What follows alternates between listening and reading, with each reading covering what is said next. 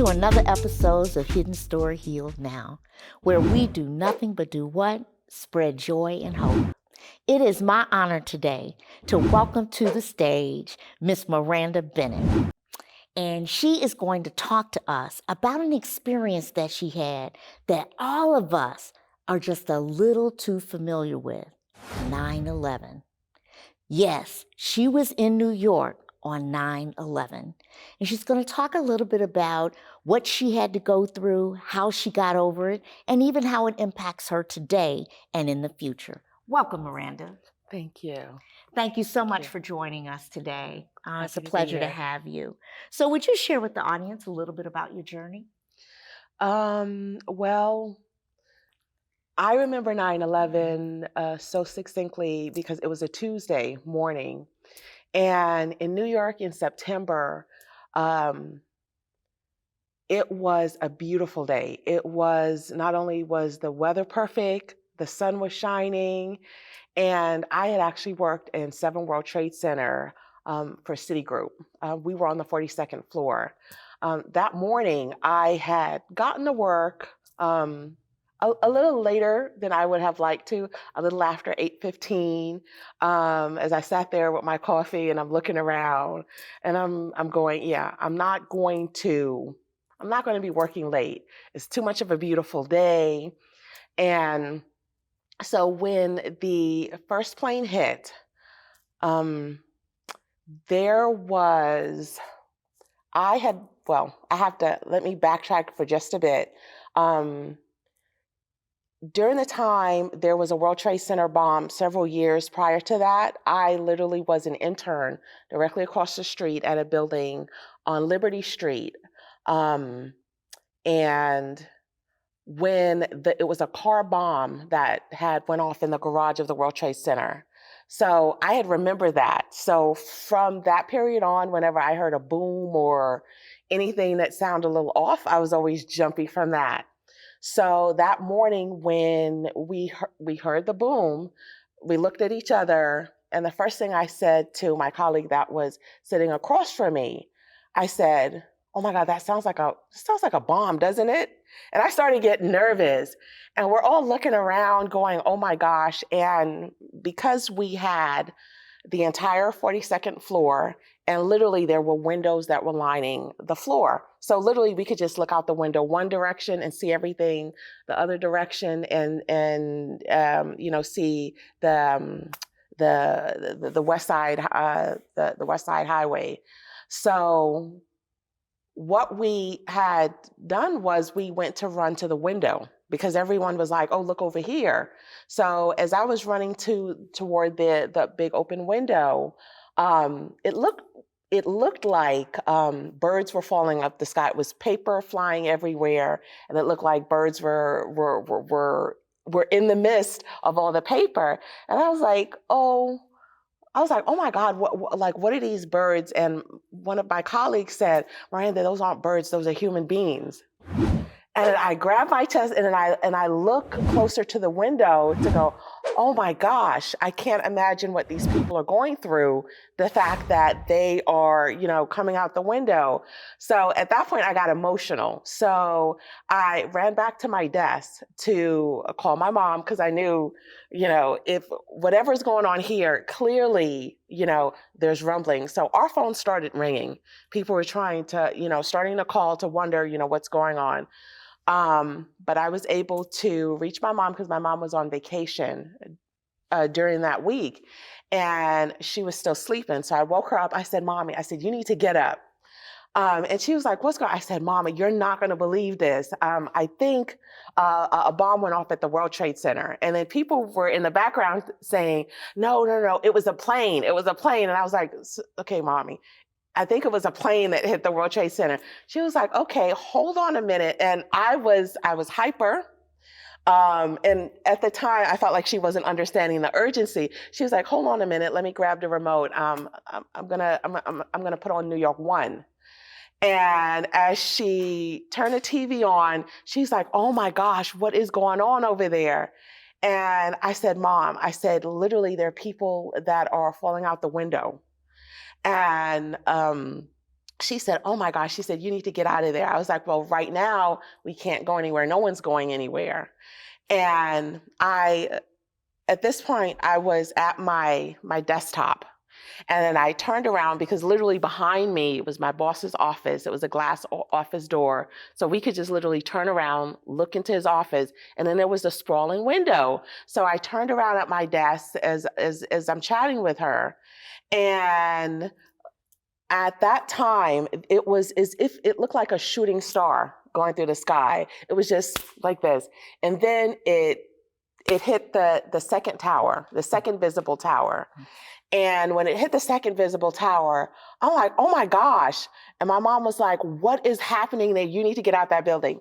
The phones went down. Literally, because we're all going, well, hello, hello. Like, is it your phone?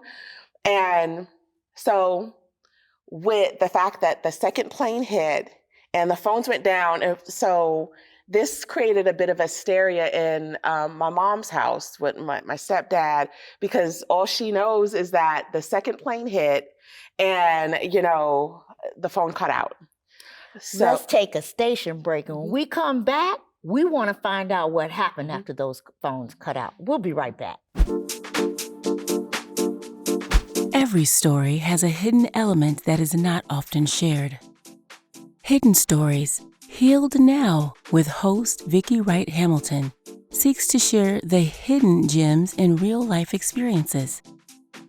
Our guests are ordinary people sharing their stories of overcoming insurmountable odds while providing hope and inspiration. Well, welcome back. So let's finish hearing about what happened when these phones died. What went on, Maranda? So after the second plane hit, at that point, I think we all were a matter of, we're not waiting for building to say anything to us. We need to get out of there, because the 7 World Trade Center, literally when you looked at the skyline in that area, you saw the 2 towers, and then you saw it looked like a burgundy pinkish building. Well, that was our building directly across the street from the World Trade Center. And literally it was as if, wait a minute, our building is the next visible building. Are we next? So I would say within moments after we all looked at each other, people were jumping over the desk. People were, like snatching their jacket. And one of my colleagues, Tony, she said, Maranda, let's get out of here. And I was like, okay, let me grab my sweater and let me grab my shoes. She was like, no, we need to get the hell out of here. You can come back for that stuff later. And so I grabbed my cardigan and my purse, and we figured that, okay, well, we could come back later, or, we'll come back tomorrow. No problem. At that point, not understanding the importance of what was going on. So when we ran to the elevator, we were guided that, no, everyone needs to take the stairs. So we ran to the staircase, and I remember getting at the top of the staircase going, oh my God, 42nd floor. And I have on platforms, how am I going to do this? But the urgency in my heart was, we're the next building, the next visible building. We could be hit next. I need to make sure that I get downstairs so that I can call my mom and let her know that I am okay. As we are walking down the stairs, there are some people that physically was becoming fatigued. And what happened is we were helping people. Like, whoever near you was, needed to stop for a minute. It was like, you don't need to stop now. We just need to basically get to the ground floor. So I took off my platforms and I got to the ground floor. As I got out to the ground floor, the street that's right there is the street that, leads to the World Trade Center, the opening. So as we were trying to figure out where to walk, the police officers kept saying, no, we need to guide you away from the building. You need to go down the street. You need to be away from the building. Us just getting to the ground floor, not understanding the reason that they were saying that is, you need to not be in the way when anything, with anything that may come out the window. So you need to be as far from the building as possible. So I reached I got a few inches away because I wanted to reach my mom. And I grabbed in my bag for my cell phone. It took a few moments to turn on. And as I was dialing the number, it connected, and then I looked up. And as I looked up, I saw it was a man and a woman that was holding hands, and they were jumping. And so when my mom finally picked up the phone, all I could say was, I was like, oh my God, Mommy, you're not going to believe this. People are jumping out the window. A man and a woman just jumped out the window, and I started crying. Then the phone cut out. The phone cut out. So at that point, all she remembers is that, well, I did get to speak to her, but she was crying, and she was trying to tell me something. So at that point, everyone around us, none of our cell phones were working. We were willing to, pass it on to another person. Maybe they could reach out to someone on the cell phone, but it just that the cell phones at that point, they were all out of service. My sister worked at Citigroup also, my older sister, Audrey Cooper. So my thing was that I was going to walk a few blocks on Greenwich Street.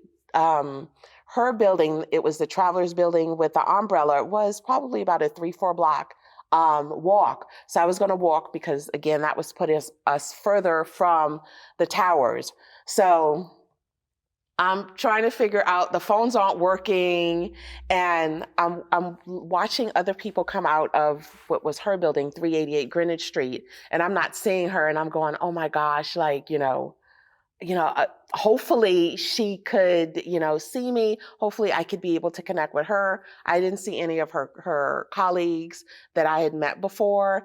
And at that time, I was engaged. My fiance also worked in the 7 World Trade, but that particular morning he went and worked out. So he did not get out of the train station until literally when the first plane hit, and there was all this hysteria going on, and the police officers was guiding everyone, again, away from the direction of the World Trade Center. So he got pushed back. But he was able to, a few miles away, he was able to reach out to my mom. And my mom was trying to explain to him, I know that she said she got out the building, she called me back, but she was crying. Could you find my baby? And at that time, the only way that I was able to connect to a phone and be able to reach back out to her, probably about 2 hours later, because it was before noon, was that in Soho, whatever stores that was open, they literally would allow people to be able to use their business phone.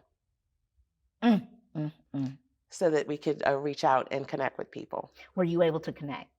Yeah, I was. I was at a bodega and was able to call my mom at that time and tell her I was okay. Oh, wow. Let's take a station break. When we come back, we're going to see if we have a question or comment from the audience. We'll be right back. Every story has a hidden element that is not often shared. Hidden Stories, Healed Now, with host Vicki Wright Hamilton, seeks to share the hidden gems in real-life experiences. Our guests are ordinary people sharing their stories of overcoming insurmountable odds while providing hope and inspiration. Welcome back. So, Maranda, you were able to make connections to your mom and let her know you were okay. What happened? So my mom wanted to know where exactly I was so that my fiance right now could locate me. So I told him exactly where I was. He said, stay where you are, stay right there. And I would say probably about 45 minutes, we met up in Soho. And at that point, we were attempting to figure out how to get back over the bridge to Brooklyn, because we both lived in Brooklyn.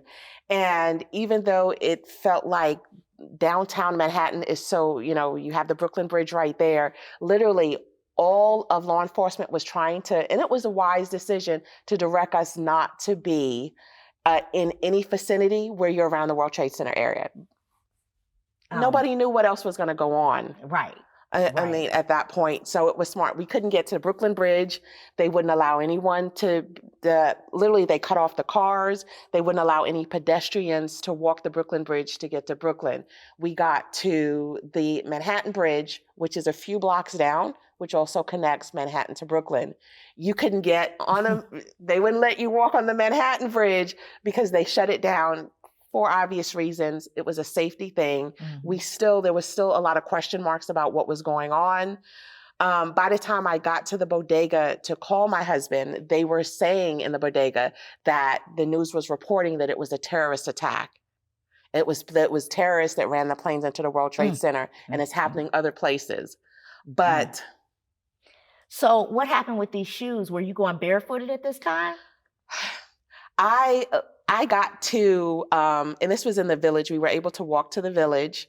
And I was looking around for slippers. I was not the only one in Manhattan at that time looking around for slippers. Everybody wanted to find comfort because we were not able to get anywhere. So at least you needed to be in comfort. So there were couldn't find any slippers. So I literally got on my knees, leaned over to underneath the shelves to see if maybe I can find something fell. And it was a pair of purple slippers. And I reached and I couldn't reach for it. And I asked my fiance at the time, Raynell, I said, could you reach this? I said, I'm willing to get anything so that I could get out of these platforms. And he got down literally on the floor of Kmart. And then he reached and he got me the slipper and he said, there's nothing else. He said, she said, this is your lucky day. And I was like, I don't care. And what happened is that I walked around Manhattan with a pair of flat, floppy, purple slippers. And when we walked out of Kmart, people were coming up asking, where did you get those?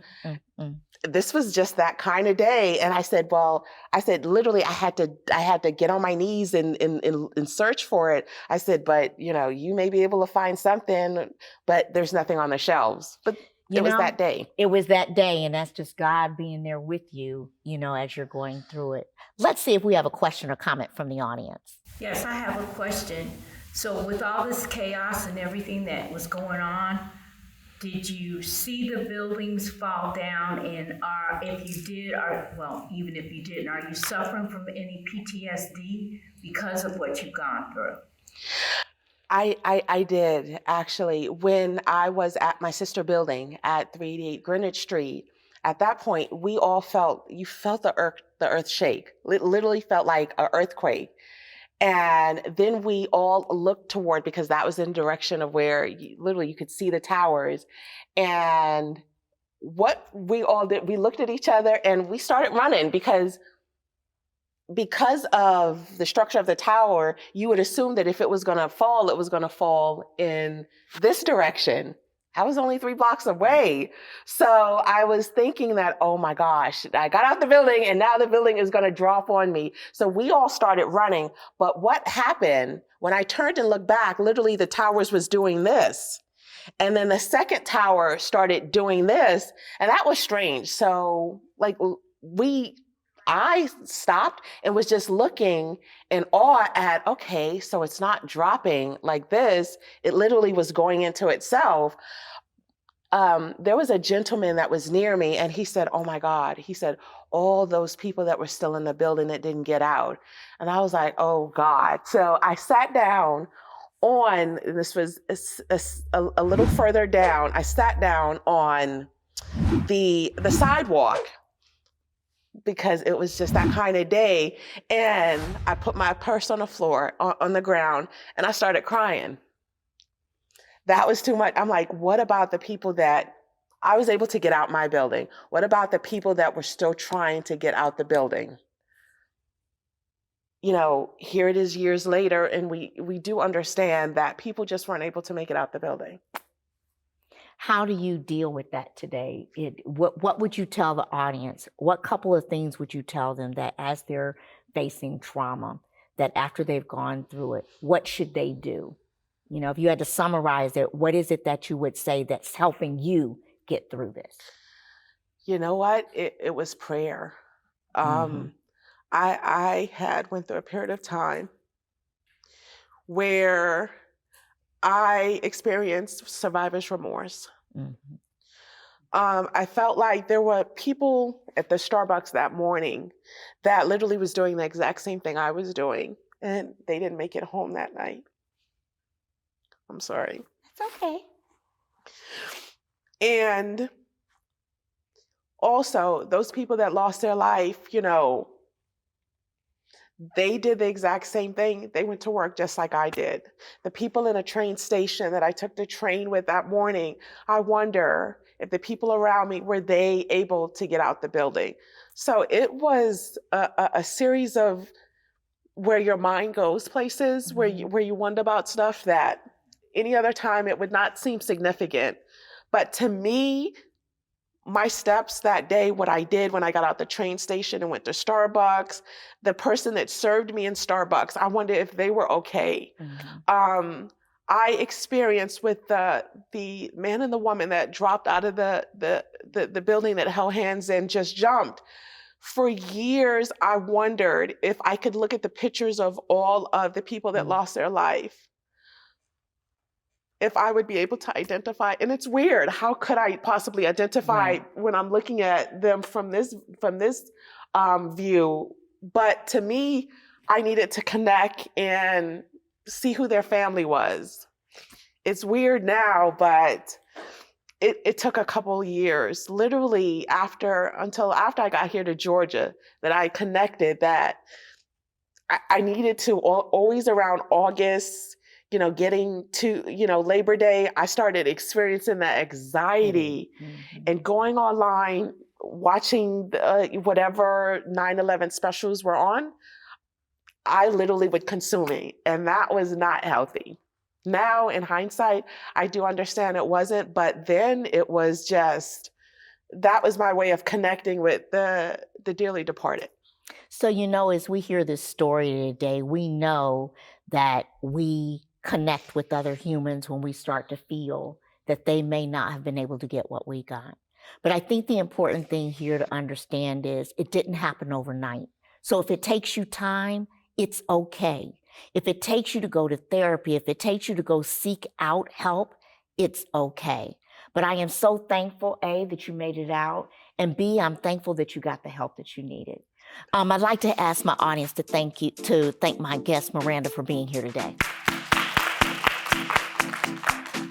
Thank you all so much for watching another episode of Hidden Stories Healed Now, where we provide joy and hope to others. Look forward to seeing you next time.